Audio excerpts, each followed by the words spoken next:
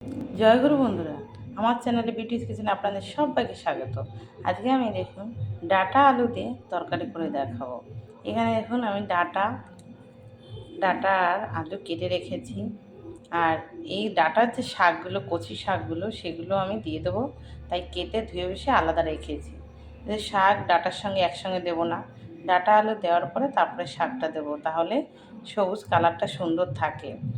খুব সিদ্ধ হয়ে যাবে না একসঙ্গে, আলু ডাঁটা তো সিদ্ধ করতে একটু সময় লাগে, তার জন্য আমি শাকটা পরে দেবো, তাই আলাদা কেটে ধুয়ে রেখে দিয়েছি। তো এই যে একটু মাছ আছে, এই মাছ দিয়ে আমি ডাঁটা আলু দিয়ে তরকারি করব। কড়াতে আমি তেল দিয়ে দিয়েছি, পটল ভাজা তেলেই আমি মাছগুলো ভাজবো। আমি পটল ভেজেছি তাই তেলটা কালো হয়ে আছে। তো এবার আমি মাছগুলো ভেজে নেব। মাছগুলো বসিয়ে দিয়েছি, মাছ ভাজা হচ্ছে দেখুন। মাছ ভাজা হয়ে গেছে, আমি নামিয়ে নেব। এই কড়াইতেই আমি ডাঁটা আর আলু দিয়ে দেবো। একটু এভাবে নেড়ে চেড়ে নেবো, সব ডাঁটা আলু দিয়ে দেবো একসঙ্গে। আমি এবার দিয়ে দেবো লবণ, ওর মধ্যে লবণ দেবো, সামান্য হলুদ দেবো। এবার নেড়ে চেড়ে সুন্দর করে সবজির সঙ্গে হলুদ লবণটাকে জড়িয়ে নেবো। তারপরে আমি জল দিয়ে দেবো। একটু কিন্তু কাছে নাড়াচাড়া করবেন, কারণ এর গায়ে যে জলটা, সেটা টেনে গেলে তবেই তরকারির স্বাদ হয় ভালো। লবণ হলুদ দিয়েই জল দিতে নেই কোনো সবজিতে,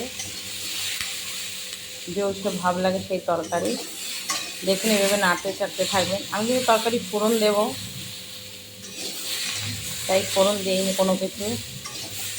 এই তরকারি শুধু কাঁচা লঙ্কাই হবে, কাঁচা লঙ্কা চিড়ে আমি এই ডাঁটা আলুর তরকারিটা করব। ফোড়নে আমি দেবো রসুন। আমি এবার জল দিয়ে দেবো। দেখুন জলটা টেনে গেছে, গায়ের জলটা যে, এবার জল দিয়েছি।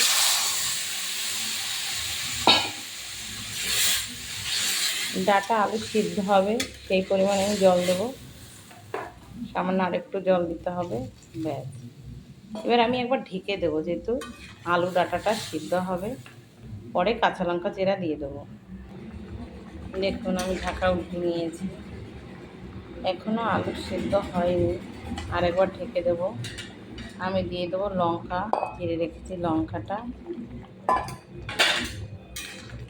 লঙ্কাগুলো দেখে আরেকটু ঢেকে দেবো আমি।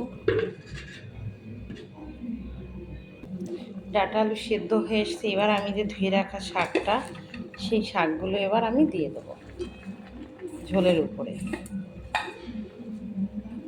যতটা সিদ্ধ কম আছে, এই শাকও সিদ্ধ হয়ে যাবে আর ওই ডাঁটা আলুটাও সিদ্ধ হয়ে যাবে। এভাবে কিন্তু ডাঁটা শাক এবং ডাঁটা আলু দিয়ে তরকারি, যে কোনো মাছ দিয়ে, চিংড়ি মাছ দিয়ে ভীষণ ভালো লাগে।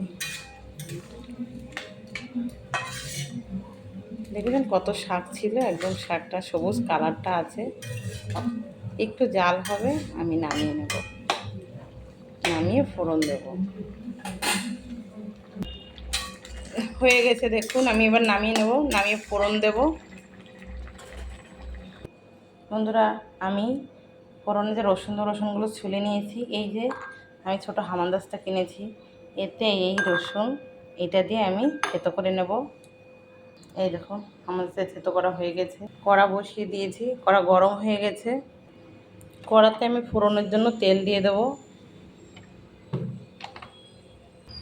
মাছ ভাজা তেল ছিল, তেলটাও দিয়ে দিয়েছি। দিয়ে দেবো রসুন ফোড়ন।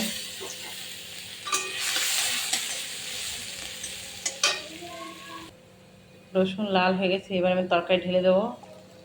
আমি তরকারি ঢেলে দিয়েছি দেখুন।